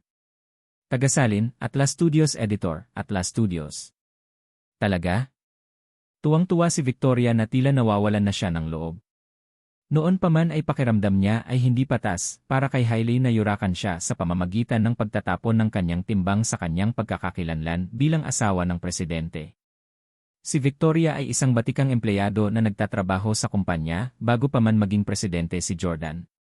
Marami rin siyang naiambag sa kumpanya. Ano ang ginawa ni Hailey? Sino siya para sakupin ang napakagandang silid ng opisina? Biglang nag-alinlangan si Victoria at tinanong niya, Mr. Steele, lahat ay maayos sa pagitan mo ni Hailey, tama ba? Siyempre, hindi masabi ni Jordan kay Victoria ang nakakahiyang katotohanan ng kanyang kasal. Thus, he smiled and said, we're doing very well, she just got pregnant recently, and we are very in love with each other. However, I realized that I've spoiled her too much and ended up neglected you guys here in the office. Hindi iyon isang bagay na dapat gawin ng isang karampatang pangulo. Hindi na nagduda si Victoria. Nakangiting sabi niya, Mr. Steele, nagpapakita ka ng magandang halimbawa para sa lahat ng lalaki sa pagiging isang mapagmahal na asawa at labis na paghanga sa iyong asawa. Kaming mga empleyado ay hindi maglalakas loob na magselos. Nakatingin sa svelte Victoria, hindi maiwasan ni Jordan na matigilan ng ilang segundo. After those crazy 10 minutes or so that he spent with Elle just now, Jordan was still in a state of excitement, and his hormones are racing as he cannot help but inganyo ng magagandang babae. At saka, napakagandang babae rin ni Victoria, kaya walang paraan na hindi nag-isip si Jordan tungkol sa kanya. Sa totoo lang, hindi maganda ang pakikitungo ni Jordan kay Victoria. Mula nang malaman ni Victoria na siya ang presidente ng kumpanya, siya na ang nagkusa na lumapit sa kanya at mapalapit sa kanya. Gayunpaman, si Jordan ay palaging talagang malamig sa kanya habang siya ay ganap na tinatrato siya bilang isang subordinate. Ngayon ay pinagsisihan ni Jordan ang kanyang desisyon dahil pakiramdam niya ay mas mabuting makipag-date siya kay Victoria kaysa kay Hailey. Sa pinakakaunti, si Victoria ay hindi isang taong may dalawang mukha tulad ni Hailey, na tila inosente at kaibig-ibig sa panlabas, ngunit sa katunayan ay isang promiscuous at hindi tapat na babae. Tanong ni Jordan, Victoria, libre ka ba sa tanghalian? Ang treat ko. Tuwang-tuwa na marinig ang kanyang alok, sumang-ayon si Victoria, naman, gusto kong kumain muli sa chicken and noodles. Sa tanghali, nagtungo sina Jordan at Victoria sa underground na paradahan ng gusali ng opisina, at magkasama silang sumakay sa kanyang limitadong edisyong may batch. Pagkatapos ay sinabihan nila ang trooper na ipadala sila sa downtown Orlando. Sa likurang upuan, ibinuhos ni Jordan kay Victoria ang isang baso ng champagne at iniabot sa kanya. Kumuha tayo ng kung ano sa downtown bago tumuloy sa tanghalian, okay? Si Victoria ay malinaw na hindi maglalakas loob na sumalungat bilang isang subordinate, at siya ay palaging sumasama sa mga desisyon ni Jordan. Kinuha ni Victoria ang champagne at sinabing, syempre okay lang. Pero Mr. Steele, tawagin mo ako sa pangalan ko. Nagbuhos din si Jordan ng isang baso ng champagne para sa kanyang sarili. Nakangiting tanong ni Victoria, Jordan, mayroon bang masayang okasyon na nangangailangan ng pagdiriwang na may kasamang champagne ngayon? Nakangiting tanong ni Victoria. Ang champagne sa sasakyan ay inihanda niya para kay Jordan. Ang pangunahing dahilan kung bakit nagpop si Jordan ng champagne ay upang ipagdiwang ang katotohanan na sa wakas ay nakita na niya ang tunay na kulay ni Hailey at nakuha ang pagsasara na kailangan niya upang tuluyang bitawan ang relasyong ito. Gayunpaman, sinabi ni Jordan, upang ipagdiwang ang katotohanan na nalampasan ng Ace Corporation ang kamakailang pagsubok na yon. Nakipag-usat si Victoria kay Jordan at sinabing, kapag nagbukas ang stock market sa Lunes, siguradong tataas muli ang presyo ng stock natin. Hindi iyon sinagot ni Jordan. Hindi alam ni Victoria na siguradong babagsak na naman ang stock price ng Ace Corporation kapag nagbukas ang stock market noong Lunes. Sa oras na iyon, sisipain si Jordan sa pamilya Steele at aalisin sa kanyang posisyon bilang presidente ng ASM Corporation. Ang relasyon ni Jordan at Victoria bilang mga kasamahan ay magtatapos pagkatapos ng katapusan ng linggo. Kaya naman, gusto ni Jordan na i-treat si Victoria sa isang pagkain at bigyan siya ng regalo bilang pasasalamat sa tulong niya sa trabaho. Pagdating sa downtown Orlando, dumiretso si Jordan sa Chanel store dahil nagustuhan ni Victoria ang Chanel purse. Pagpasok niya sa tindahan, nakilala sa isang sulyap ng sales assistant na si Jordan ang presidente ng sikat na Ace Corporation. At saka, kasama niya ang mayaman at magandang Victoria. Kaya, ang sales assistant ay partikular na masigasig sa pagbati sa kanila. Napatingin si Jordan sa isang pulang bag na kinuha niya at ipinakita kay Victoria. Victoria, gusto mo ba ang bag na ito? Tumango si Victoria at sinabing, gusto ko, ngunit malamang na mas gusto ni Hailey ang mga lighter na kulay. Kinuha ni Jordan ang bag at iniabot sa sales assistant. Paki-wrap ito. Natigilan si Victoria. Ang bag ay nagkakahalaga ng $10,000. Matapos itong bayaran gamit ang kanyang credit card ay inabot ito ni Jordan kay Victoria. Ito ay para sayo. Laking gulat ni Victoria kaya tinakpan niya ang kanyang bibig. Jordan. Binigyan talaga siya ni Jordan ng $10,000 Chanel bag. Tinapik ni Jordan ang balikat ni Victoria at sinabing, kunin mo na, masyado kang abala sa trabaho ng inatake ang kumpanya natin kamakailan at halos hindi ka nakatulog. Naging mahirap sayo. Ito ang iyong gantimpala. Binayaran na ito ni Jordan at mas bagay sa isang mature na babae ang disenyo ng bag kaya hindi ito bagay kay Hailey. Kaya naman, hindi na tumanggi si Victoria at kinuha ang bag, salamat, Mr. Steele. Tara na para mananghalian. Sina Jordan at Victoria ay nagkaroon ng masayang tanghalian ng magkasama. Nagtawanan sila at masayang nagkwentuhan hanggang hapon nang bumalik sila sa opisina ng 4:00 ng hapon. Sa ilang oras na yon, nag-ilusyon si Victoria na siya ang nobya ni Jordan dahil hindi pa ito naging ganito kabait sa kanya. Naisip din ito ni Jordan. Dati, pinapahalagahan niya si Hailey, binili lahat ng gusto niya, at pinagbigyan siya sa lahat ng oras. Pero anong nangyari? Ang tanging natanggap niya ay pagtataksil. Kung gayon, maaari rin niyang ipakita ang pagmamahal at pagmamalasakit na yon sa isang taong mas karapat-dapat dito. Habang nanananghalian sina Victoria at Jordan, kachat ni Hailey si Rachel. Tanong ni Hailey, nakontak mo na ba si Kaiden? Umalis na daw siya sa Orlando. Ngumiti si Rachel at sinabing, bumalik siya sa New York. Nagmamadali yata siyang tumakas dahil hindi niya kayang talunin ang asawa mo. Congrats Hailey. Lumalabas na mas kahanga-hanga ang Steeles kung tutuusin. Tuwang-tuwang sabi ni Hailey, talaga. Sa tingin ko rin. Ang mga Huxley ay napakalakas na pamilya. Madali nilang mapupuksa ang anumang ibang kumpanya sa pamamagitan ng paggawa ng ginawa nila sa Ace Corporation. Ngunit nagawa ni Jordan na panatilihing nakatayo ang kumpanya. Napakahusay na itinago ng mga Steele ang kanilang mga ari-arian. Thank God wala akong ginawang masama para pabayaan si Jordan. Sa nakalipas na ilang araw, halos lahat ng oras ni Hailey ay kasama si Kaiden mula umaga hanggang gabi, kung saan kailangan nilang mapag-isa sa isa't isa sa loob ng ilang oras. At saka, masigasig si Kaiden sa paghabol kay Hailey, at halos hindi niya mapigilang manloko kay Jordan. Sabi ni Rachel, hindi na talaga ako makapaghintay na dumating ang Lunes para makita ko kung paano dinurog ni Jordan si Kaiden Huxley. Nagalit si Rachel kay Kaiden dahil pinagbantaan siya nito noon. Nang makitang nagtagumpay ang Steeles sa labanan laban sa mga Huxley, tuwang-tuwa rin si Rachel. Kaya lang, mabilis lumipas ang oras at hindi nagtagal, Lunes na. Ang stock market ay magbubukas sa Lunes at si Jordan ay lalaban muli kay Kaiden. Sinuri ng maraming tao sa industriya na ang presyo ng stock ng Ace Corporation ngayong umaga ang magiging deciding factor ng tagumpay. Sa Jade Villa, New York. Si Kaiden ay nagkakampo sa harap ng kanyang computer at nag-aalalang humihitit ng sigarilyo habang si Tyler ay nasa tabi niya na mukhang labis na nag-aalala. Kaiden, hindi mo maisara ang posisyon mo. Ituloy ang pakikipaglaban kay Jordan. Ayaw mo na bang matulog kay Hailey Camden? Makinig kang muli sa recording na yon. Galit na bulalas ni Tyler. Itinapon ni Kaiden ang kanyang sigarilyo sa lupa at galit na sumigaw kay Tyler. Sira ka. Itigil mo na ang pagtatangka kong pagtripan muli kay Hailey at sa kalokohan mo. Sa tingin mo ba ayaw kong maghiganti kay Jordan Steele? Kailangan ko ng pera para gawin yon. Ayaw na akong bigyan ng lolo ko ng pera. Paano ko ipagpapatuloy ang pakikipaglaban sa kanya? Si Kaiden ay naging duwag sa nakalipas na 2 araw. Tumakas siya pabalik sa New York at hindi nangahas na makilala muli si Hailey.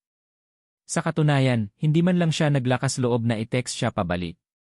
2 araw na ang nakalipas, nanumpa siya na agawin niya si Hailey pabalik sa Jordan.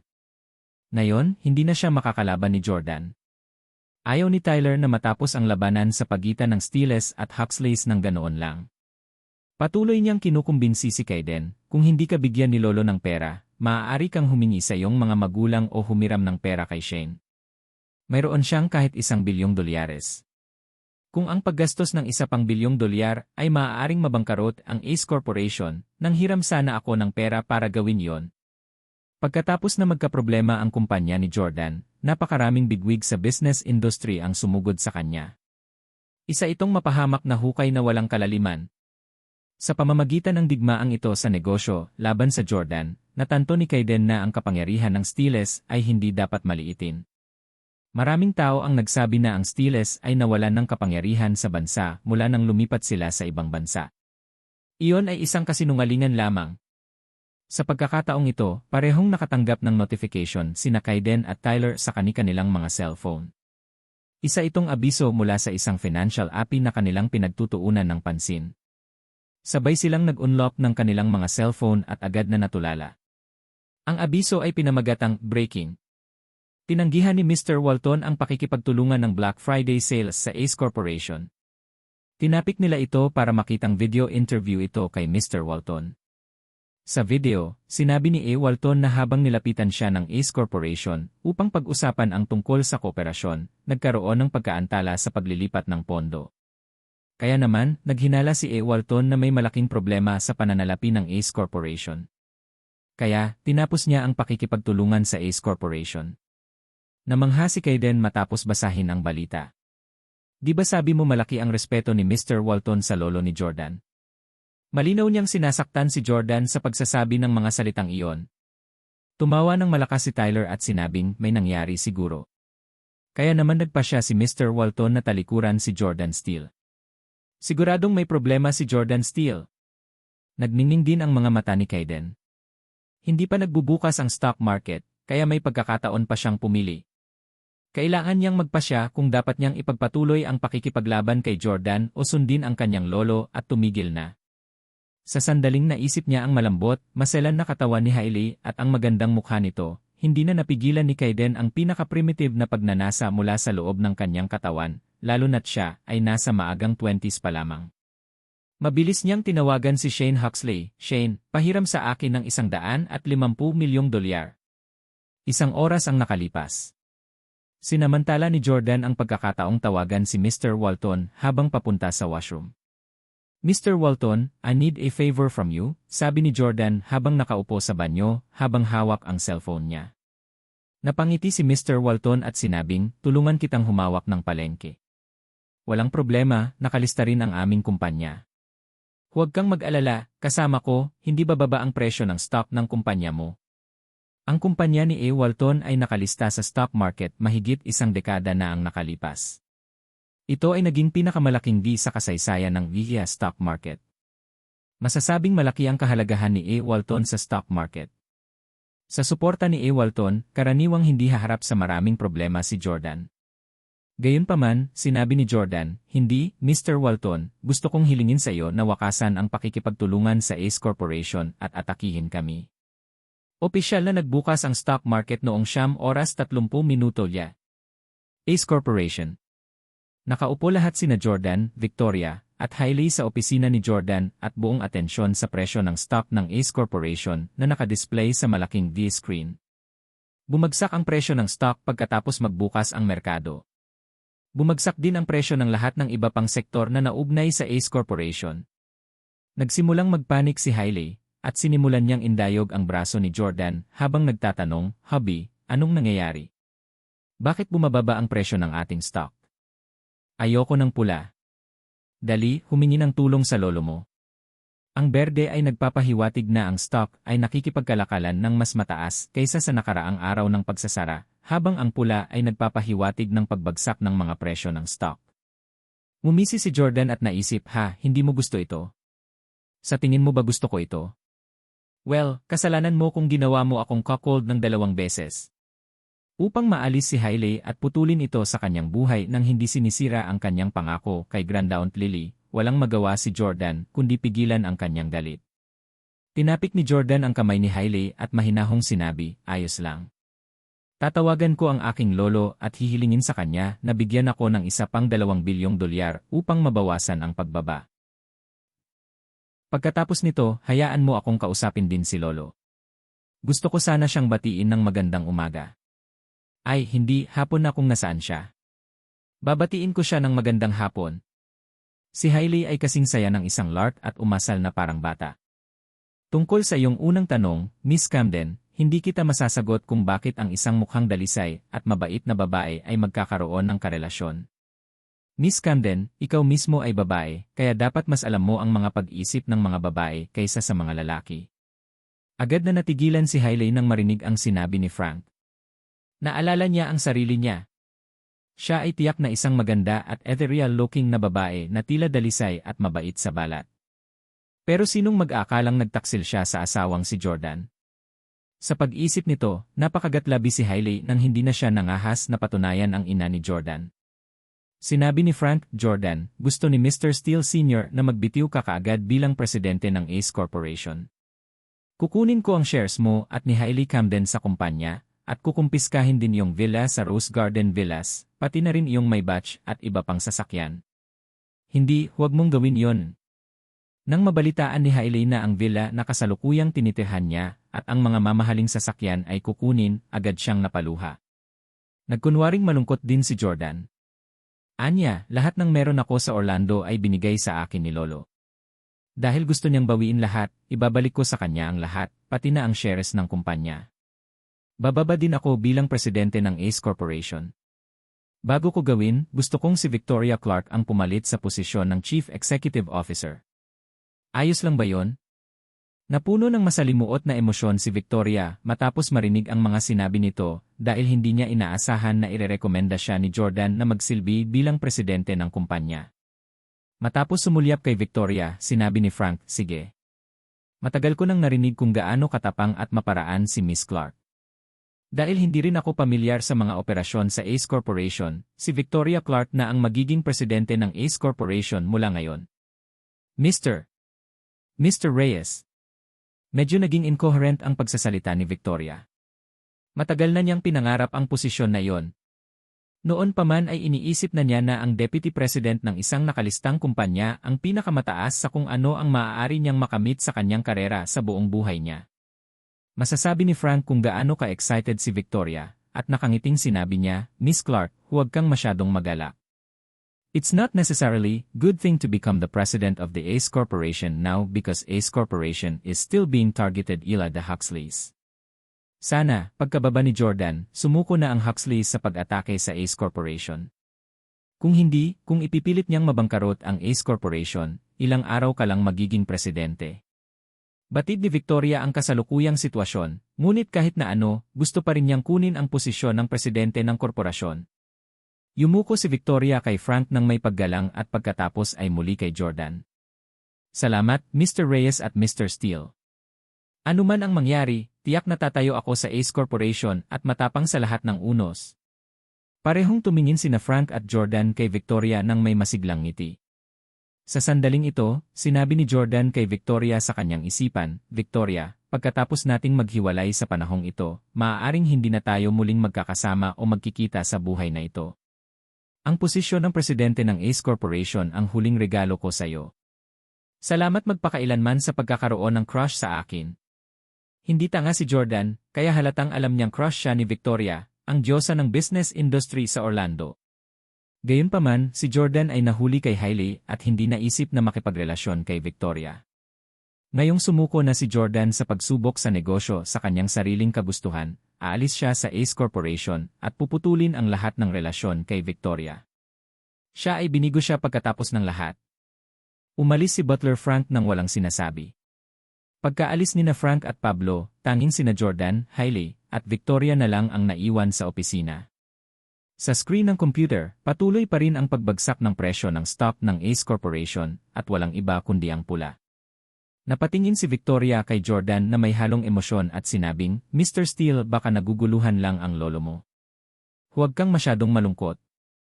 Ngumiti si Jordan at sinabing, "Hindi na ako ang presidente ng Ace Corporation. Ikaw ay. Sana ay maakay mo ang Ace Corporation sa mas mataas na taas pagkatapos kong umalis. Baka bumalik ako at mag-apply ng trabaho kapag hindi na ako makapaghanap buhay sa hinaharap. Kapag dumating ang oras na yon, kailangan mo akong isama. Mr. Steele." Nang marinig ni Victoria ang kanyang mga sinabi, naramdaman niya ang biglaang pagsakit ng kanyang ilong, at agad siyang napaluha. Pambihirang tanawin yon. Inilarawan ni Victoria ang imahe ng isang malakas, independenteng babae sa karera sa loob ng maraming taon. Kaya niyang ipaluhod sa harap niya ang mga dominanteng presidente. Maari niyang ihagi sa kanyang balikat ang isang may sapat na gulang na lalaki at bugbugin ito hanggang sa isang pulpol. Hindi pa siya nagpakita ng ganoon kaamo at mahinang bahagi ng kanyang sarili. Ito ang unang pagkakataon sa buhay niya na umiyak siya sa harap ng sarili niyang amo. Nagpapasalamat siya na nakilala si Jordan, at ang pagtatrabaho para sa kanya sa panahong ito ang pinakamasayang araw ng kanyang buhay. Tinapik ni Jordan ang balikat ni Victoria at sinabing, "Miss Clark, please hold a press conference for me. Gusto kong ipahayag ang aking pagbibitiw." Makalipas ang kalahating oras. Ang anunsyo ni Jordan sa kanyang pagbibitiw bilang presidente ng Ace Corporation ay naging headline ng mga pangunahing financial channel. Ang matangkad at balingkinitan na si Victoria ay nakasandal sa mamahaling mesa sa opisina. Naisip niya sa kanyang sarili, wow, ito ay isang labanan sa pagitan ng mga balyena. Ang perang pinagsama-sama ng mga Steeles at Huxley ay ilang beses ang halaga ng Ace Corporation. Natural na tuwang-tuwa si Victoria.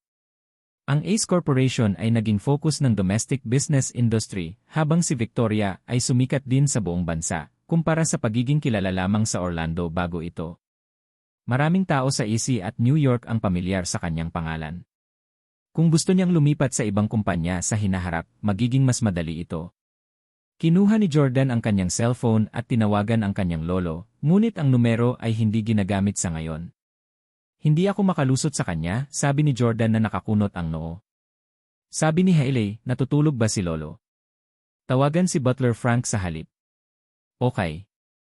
Tatawagin na sana ni Jordan si Butler Frank, ngunit biglang kumatok si Ashley sa pinto at pumasok, na ikinagulat niya. Pagkatapos ay sinabi niya, "Mr. Steele, nandito si Mr. Reyes para makita ka." Dumating na pala sa opisina sina Butler Frank at Pablo. Nang makita ni Hailey silang dalawa, galit na galit siyang lumapit sa kanila upang batiin sila, "Butler Frank, Mr. Dalton, nandito ka na. Tatawagan ka lang ni Jordan." Nakapagtataka, ibang-iba ang dalawa sa kanilang nakasanayan at sunod-sunuran kapag kaharap si Jordan. Sigaw ni Pablo kay Hailey, "Sino ang tinatawag mong Butler Frank? Tawagin mo siyang Mr. Reyes." Saglit na natigilan si Hailey dahil hindi niya maintindihan kung bakit sinabi iyon ni Pablo. Parehong sina Jordan at Hailey ay nakikipag-usap kay Butler Frank ng ganoon sa nakaraan. Si Pablo ay hindi pala kaibigang tao, kaya hindi naglakas loob si Hailey na makipagtalo sa kanya. Lumapit si Jordan at sinabing, "Butler Frank, tulad ng nakikita mo, ang presyo ng stock ng Ace Corporation ay bumubulusok. Sinubukan ko lang tawagan si Lolo pero hindi ako makausap. Pahiram sa akin ng $200 milyong. Inilagay ni Butler Frank ang kanyang mga kamay sa likuran niya at hindi na siya naging sunod-sunuran. Mahigpit niyang sinabi sa isang mapangakit na paraan, "Mr. Jordan Steele, espesyal na pinadalhan ako ni Mr. Steele Sr. para ipaalam sa iyo na labis siyang nalungkot sa katotohanang nasayang mo ang $2 bilyong ng mga ari-arian ng pamilya noong nakaraang linggo. Hindi ka niya bibigyan ng isa pang sentimo at Jordan Steele, pinalayas ka na sa pamilya. Hindi ka na tagapagmana ng pamilya Steele." Ang mga salita ni Frank ay bumungad kay Hailey at Victoria sa pagkamangha. Siyempre, mukhang gulat din si Jordan, pero nagpapanggap lang siya. Sick out sa pamilya. Mas inaalala pa ito ni Hailey kaysa kay Jordan. Tinanong niya si Frank, "Butler Frank, nagkakamali ka ba? Paano posibleng ma-kick out si Jordan sa pamilya?" Nagagalit ba si Lolo sa sobrang daming ginastos ni Jordan noong nakaraang linggo? Maari mo bang sabihin kay Lolo na hindi na tayo gagastos ng walang ingat at hindi na natin ililigtas ang Ace Corporation? Napabuntong hininga si Frank at sinabing, Miss Camden, hindi ako nagkakamali. Talagang pinaalis ni Mr. Steele Sr. si Jordan sa pamilya at syempre, hindi pera ang dahilan. Mr. Nalaman ni Steele Sr. kahapon na peke ang ulat ng DNA test para kay Jordan at sa kanyang ama. Si Jordan ay hindi naugnay sa Steele sa pamamagitan ng dugo. Mas lalong namangha ang dalawa sa narinig. Hindi ba si Jordan ang biological na anak ng kanyang ama? Pwede bang? Ibig mong sabihin, nanay ko eh. Hindi napigilan ni Jordan ang sarili na ituloy ang gusto niyang sabihin. Siguradong papatayin siya ng kanyang ina kung gagawa siya ng kwento para akusahan ang kanyang ina na may relasyon para dayain si Hailey. Tahimik na tumango si Frank nang hindi masyadong tahasang sinasabi ang mga bagay. Kung tutuusin, superior din niya ang nanay ni Jordan na iginagalang niya ng husto at walang pisning magbintang. Pakiramdam ni Hailey ay parang lumalabo ang kanyang isip at hindi siya makapag-isip ng maayos. Napabulalas siya, paano yon? Kahit na hindi ko pa nakikita ng personal ang nanay ni Jordan, nakita ko na ang mga litrato niya noon. Siya ay napakarilag at siya ay tila napakadalisay at mabait. Hindi siya magtataksil sa ama ni Jordan. At saka, paano ka nakakasigurado na si Jordan ay hindi biological son ng kanyang ama? Tila masyadong di makatwirang desisyon na umasa lamang sa isang ulat ng pagsusuri sa DNA upang matukoy ang katotohanan. Matapos opisyal na ikasal muli ni Hailey si Jordan, nalaman din niya ang tungkol sa hindi sinasabing mga patakaran ng mga prestihiyosong pamilya tulad ng kay Jordan. Isa sa mga ito ay nasa lalong madaling panahon pagkatapos ng kapanganakan ng isang bata. Isang DNA paternity test ay kailangang isagawa upang patunayan na ang bata ay lehitimong isang biological na supling ng pamilya. Iyon din ang dahilan kung bakit naging determinado at nakatuon si Hailey sa panganganak para kay Jordan. Minsan ay iminungkahi ni Rachel na subukan ni Hailey na magbuntis sa anak ng ibang lalaki at ipasa ito bilang kay Jordan sakaling mabigo siyang magbuntis kay Jordan. Gayunpaman, mahigpit na tinutulan ni Hailey ang ideyang iyon. Sumagot si Frank, lihim kong ginamit ang buhok ni Jordan para gumawa ng isa pang pagsusuri sa iyan at ang mga resulta ay nagpapakita na siya ay talagang hindi isang inapo ng pamilya Steele.